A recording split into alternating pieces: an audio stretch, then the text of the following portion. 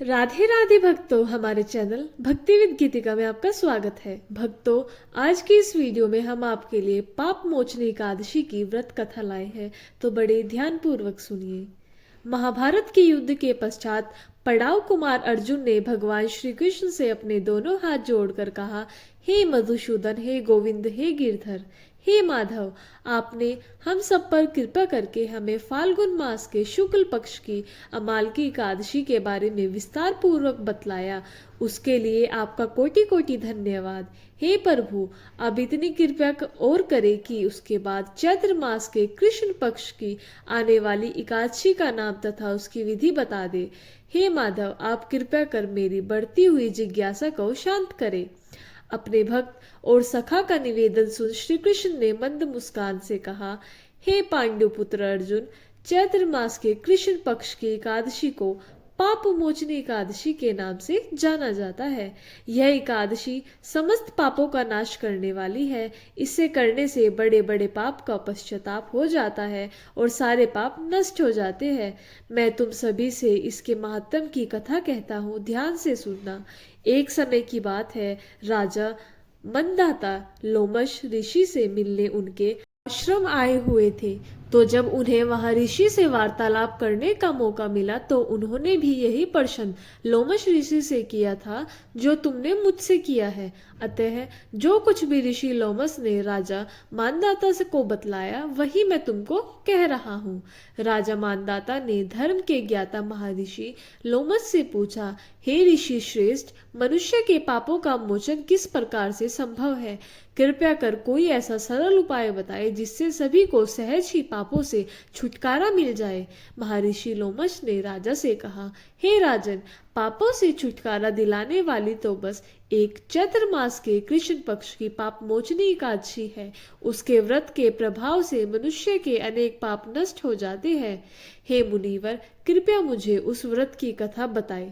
राजन ने उत्सुकता से मुनि से पूछा। मुनि जो राजन से प्रसन्न थे वे बोले, हे राजन, अब मैं आपको इस व्रत की कथा सुनाता हूँ, आप बड़े ध्यान पूर्वक सुनिए। प्राचीन समय में चैत्र रथ नाम का एक वन था जिसमें अप्सराएं किन्नरों के साथ विहार किया करती थी। वहां सदैव वसंत का मौसम रहता था। हमेशा वहां अलग अलग प्रकार के फूल खिले रहते थे। कभी गंधर्व कन्याएं विहार करने आती थी तो कभी देवेंद्र व अन्य देवताओं के साथ क्रीड़ा किया करते थे। उसी वन में मेधावी नाम के एक ऋषि की तपस्या में लीन रहते थे। उसके बाद वे शिव भक्त थे और भगवान शिव की तपस्या में लीन रहते थे। एक दिन मंजू घोषा नाम की एक अप्सरा ने उनको मोहित कर उनकी निकटता का लाभ उठाने की चेष्टा की। वह मुनि से ही कुछ दूरी पर बैठकर वीणा बजाकर मधुर स्वर में गाने लगी। उसी साथ शिव भक्त महर्षि मेधावी को कामदेव भी जीतने का प्रयास करने लगे। कामदेव ने उस सुंदर अप्सरा के भ्रूम का धनुष बनाया, कटाक्ष को उसकी प्रत्यंचा बनाई और उसके नेत्रों को मंजू घोषा अप्सरा का सेनापति बनाया। इस तरह कामदेव अपने शत्रु भक्त को जीतने को तैयार हुआ। उस समय महर्षि मेधावी भी युवा अवस्था में थे और काफी हष्टपुष्ट थे। उन्होंने यज्ञोपवीत तथा दंड धारण कर रखा था। वे दूसरे कामदेव के समान प्रतीत हो रहे थे। उस मुनि को देखकर कामदेव के वश में हुई मंजू घोषा ने धीरे धीरे मधुर वाणी से वीणा पर गायन शुरू किया तो महर्षि मेधावी भी मंजू घोषा के मधुर गाने पर तथा उनके सौंदर्य पर मोहित हो गए।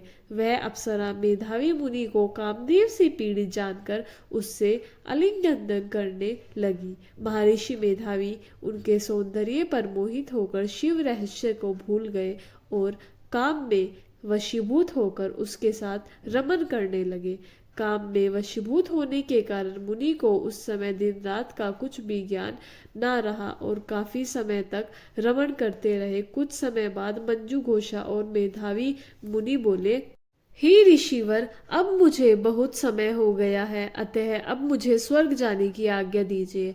अप्सरा की बात सुनकर ऋषि ने कहा, हे मोहिनी, संध्या को तो आई हो, प्रातःकाल होने पर चली जाना।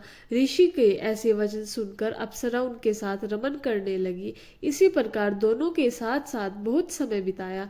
कुछ समय और बीत जाने के बाद मंजू घोषा ने एक दिन ऋषि से कहा, हे विप्र, अब आप मुझे स्वर्ग जाने की आज्ञा दीजिए। मुनि ने इस बार भी वही कहा, हे रूपसी, अभी ज्यादा समय व्यतीत नहीं हुआ है, कुछ समय और ठहरो, फिर चली जाना। मुनि की बात सुनकर अप्सरा ने कहा, हे ऋषिवर, आपकी रात तो बहुत लंबी है, आप स्वयं ही सोचिए ना कि मुझे आपके पास आए कितना समय हो गया।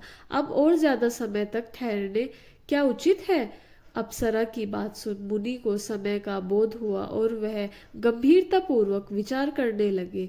जब उन्हें समय का ज्ञान हुआ कि उन्हें रमन करते 57 वर्ष व्यतीत हो चुके हैं, तो उस अप्सरा को वह काल का रूप समझने लगे। इतना ज्यादा समय भोग विलास में व्यर्थ चला जाने पर उन्हें बड़ा क्रोध आया। अब वह भयंकर क्रोध में जलते हुए उस तपनाश करने वाली अप्सरा की तरफ भ्रकुटी तान कर देखने लगे। क्रोध में आकर उनके अंदर कांपने लगे और इंद्रियां बेकाबू होने लगी। क्रोध से थरथराते स्वर में मुनि ने उस अप्सरा से कहा, मेरे तप को नष्ट करने वाली दुष्ट, तू महापापिन और बहुत ही दुराचारिणी है। तुझ पर धिक्कार है। अब तू मेरे श्राप से पिशाचनी बन जा। मुनि के क्रोध युक्त श्राप से वह अप्सरा पिशाचनी बन गई। यह देखकर व्यतीत होता है, मुनि से बोली, हे ऋषिवर, अब मुझ पर क्रोध त्याग कर प्रसन्न होइए और कृपया करके बताइए कि इस श्राप का निवारण किस प्रकार होगा। विद्वानों ने कहा, हे साधुओं की संगत अच्छा फल देने वाली होती है और आपके साथ तो मेरे बहुत वर्ष व्यतीत हुए हैं, अतः अब आप मुझ पर प्रसन्न हो जाइए, अन्यथा लोग कहेंगे कि एक पुण्य आत्मा के साथ रहने पर मंजू घोषा को पिशाचनी बनना पड़ा। मंजू घोषा की बात सुनकर मुनि को अपने क्रोध पर अत्यंत गलीन हुई, साथ ही उनके अपकीर्ति का भय भी हुआ। पिशाचनी बनी हुई मंजू घोषा ने मुनि से कहा, तूने मेरा बड़ा बुरा किया है, किंतु फिर भी मैं तुझे इस श्राप से मुक्त का उपाय बतलाता हूँ। चैत्र मास के कृष्ण पक्ष की एकादशी का पाप मोचनी एकादशी नाम है। उस एकादशी का उपवास करने से तेरी पिशाचनी की देह से मुक्ति हो जाएगी। ऐसा कहकर मुनि ने उसको व्रत का सब विधान समझा दिया। फिर अपने पापों का पश्चाताप करने के लिए वे अपने पिता च्यवन ऋषि के पास गए। च्यवन ऋषि ने अपने पुत्र मेधावी को देखकर कहा, हे पुत्र, ऐसा क्या किया है तूने कि तेरे सभी तप नष्ट हो गए, जिससे तुम्हारा समस्त तेज मलिन हो गया।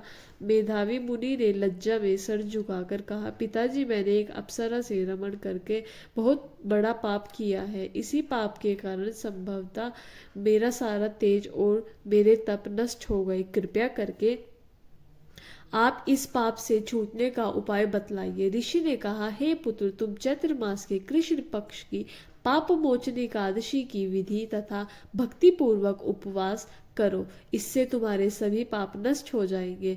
अपने पिता च्यवन ऋषि के वचनों को सुनकर मेधावी मुनि ने पाप मोचनी एकादशी का विधि पूर्वक व्रत किया। उसके प्रभाव से उनके सभी पाप नष्ट हो गए। और वहीं दूसरी ओर मंजू घोषा अप्सरा भी पाप मोचनी एकादशी का उपवास करने से पिशाचनी की देह से छूट गई और पुण्य अपना सुंदर रूप धारण कर स्वर्ग लोक वापस चली गई। लोमस मुनि ने कहा, हे राजन, इस पाप मोचनी एकादशी के प्रभाव से समस्त पाप नष्ट हो सकते हैं। इस एकादशी की कथा के श्रवण व पठन से 1000 गोदन करने का फल प्राप्त होता है। इस उपवास के करने से ब्रह्म हत्या करने वाले, स्वर्ण चुराने वाले, मदपान करने वाले, अगम्य मगन रहने वाले आदि भयंकर पाप भी नष्ट हो जाते हैं और अंत में स्वर्ग लोक की प्राप्ति होती है। भक्तों, ये थी पाप मोचनी एकादशी की कहानी। ऐसी वीडियो देखने के लिए चैनल को सब्सक्राइब करें, वीडियो को लाइक करें और आप सभी को राधे राधे, जय श्री राधे।